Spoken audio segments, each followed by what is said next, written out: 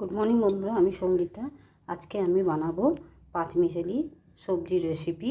দেখো, ঘরে থাকা যা যা সবজি থাকে বা যা যা উপকরণ আছে সেই সব শাক সবজি দিয়ে আমি বানিয়ে ফেলবো পাঁচমিশালি সবজি। আর তার সাথে দেবো আমি একটু ভাজা মশলা। দেখো কিভাবে বানাবো, কি কি উপকরণ লাগছে। দেখো বানানোর জন্য লাগছে, এই দেখো পালং শাক কেটে নিয়েছি, এখানে নিয়েছি ঘরে থাকা যা যা সবজি ছিল সেই সব সবজি দিয়ে বানিয়ে নেব। দেখো এখানে নিয়েছি বেগুন, সজনে ডাঁটা, কুমড়ো, ফুলকপি, গাজর, আলু, ক্যাপসিকাম, আর এখানে কাঁচা লঙ্কা আর গ্রেট করে রেখেছি আদা, বা তোমরা কুচিও নিতে পারো। এখানে বড়ি, এখানে ভাজা মশলা শুকনো খোলায় জিরে, ধনে, গরম মশলা, শুকনো লঙ্কা দিয়ে গুঁড়ো করে রেখেছি। এখানে নুন, হলুদ, কালো জিরে ফোড়ন দেব, আর গরম মশলা, তেজপাতা, শুকনো লঙ্কার গুঁড়ি আর চিনি। দেখো বন্ধুরা, কড়াইয়ে আমি তেল বসিয়ে দিয়েছি। এবারে আমি তেলের মধ্যে বড়িটা ভেজে নেব।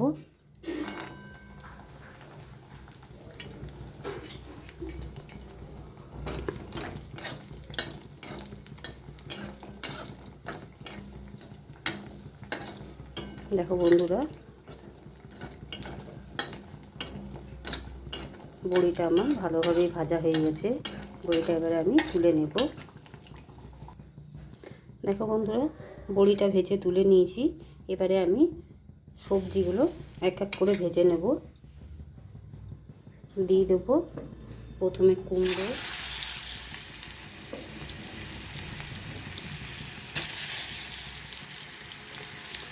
আলু, গাজর, যেগুলো যেগুলো শক্ত, যেগুলো সেদ্ধ হতে একটু সময় লাগে সেগুলো আগে ভেজে নেব। সবজিগুলো দিয়ে নিই।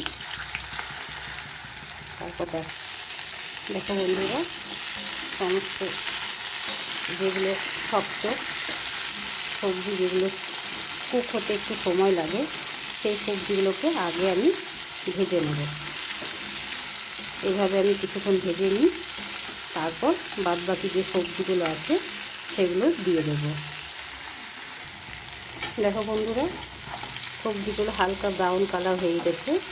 এবারে দিয়ে দেবো বাদবাকি যে সবজিগুলো আছে সেই সবজিগুলো দিয়ে দেবো।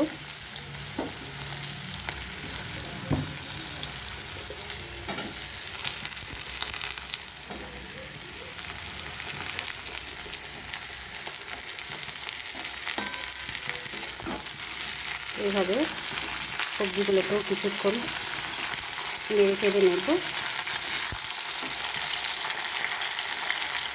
তারপর দেখাচ্ছি তোমাদের।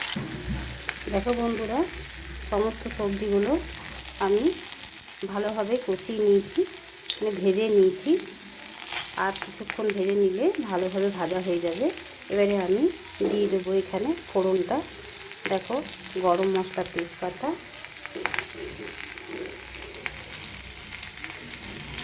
আর কালো জিরেটা দিয়ে দিলাম। আমি আলাদাভাবে আর করলাম না, ঢালাঢালি করলাম না, ওখানেই করে নিলাম। তোমরা চাইলে ঢেলে করে নেবে।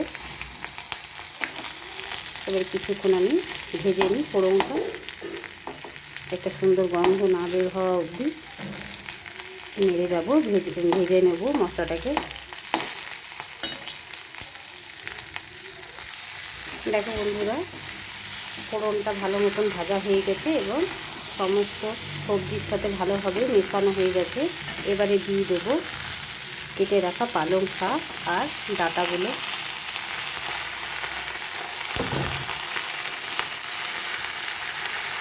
এবারে পালং শাক দিয়েও 2 মিনিট নেড়ে চেড়ে নেব।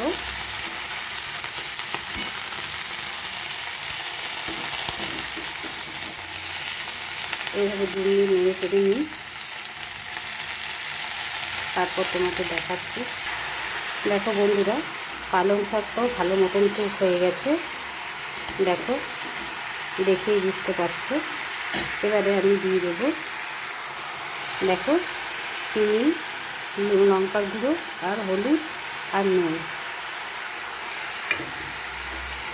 চিনি, লঙ্কার গুঁড়ো আর হলুদ, নুনটাকেও ভালো করে মিশিয়ে নেব। দিয়ে 2-4 মিনিট নেড়ে চেড়ে ভালো করে মিশিয়ে নেব। এইভাবে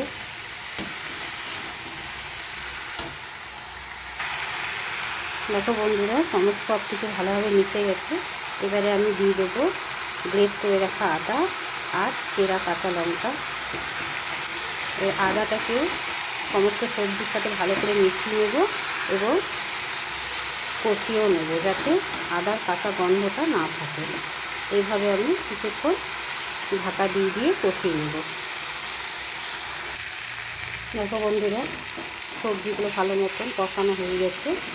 আর মশলা বলতে তো কোনো কিছুই দিইনি, তোমরা তো দেখলে কোনো রকম মশলা পড়েনি, খালি দেবো ভাজা মশলাটা। এবারে দিয়ে দেবো 1 পিস টমেটো আর দিয়ে দেবো সামান্য পরিমাণে জল। আগে তো জল ইউজ করিনি, এবারে অল্প সামান্য পরিমাণে দেবো, যাতে সবজিগুলো খুব সেদ্ধ হতে পারে। সেইভাবে আমি খুব বেশি নয়, অল্প সামান্য জল দিয়ে দিলাম। এবারে আমি ঢেকে দেবো, সবজিটা যেন খুব ভালোভাবে সেদ্ধ হয়ে যায়। তারপর তোমাদের কাছে ফিরে আসবো। দেখো বন্ধু, সমস্ত সবজি ভালো মতন সেদ্ধ হয়ে গেছে। এবারে দিয়ে দেবো বড়িটা আমি ভেঙে নিয়েছি, তোমরা চাইলে গোটা গোটাও দিতে পারো। আর দেখো বন্ধুরা, এখানে সবজি থেকেও কিছুটা জল বেরিয়েছে, আর আমিও সামান্য পরিমাণে জল দিয়েছি। তাই এই জলটা কমবার জন্য, মানে মরে যাবার জন্য সবজির সঙ্গে টেনে নিতে হবে, তো নইলে আরও সেদ্ধ হতে গেলে তোমার সবজিগুলো গলে যাবে আর ঝোল ঝোল টাইপের হয়ে থাকবে। তাই ঝোল ঝোল যাতে না থাকে, মাখো মাখো থাকে, সেই জন্য আমি 2 চামচ আমি আটার জল দিয়ে দেবো সামান্য পরিমাণে।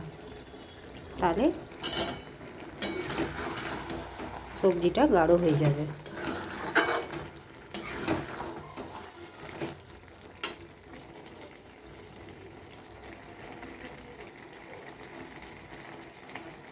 বন্ধুরা,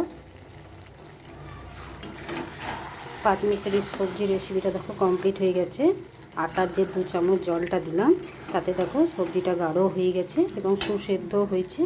এবারে আমি নামাবার সময় ভেজে রাখা মশলাটা দিয়ে দিলাম। এবারে আমি গ্যাসটা অফ করে দেবো আর নামিয়ে নেব। তারপর তোমাদের দেখাবো। দেখো বন্ধুরা, পাঁচমিশালি সবজি রেসিপিটা তৈরি হয়ে গেছে। ভিডিওটা যদি ভালো লেগে থাকে তা ভিডিওটাকে লাইক, শেয়ার এবং চ্যানেলটিকে সাবস্ক্রাইব করে দেবে এবং অতি অবশ্যই বাড়িতে খেয়ে আমাকে জানাবে কীরকম হয়েছে সবজিটা। এখনকার মতন এখানেই শেষ করছি। Tata, bye bye.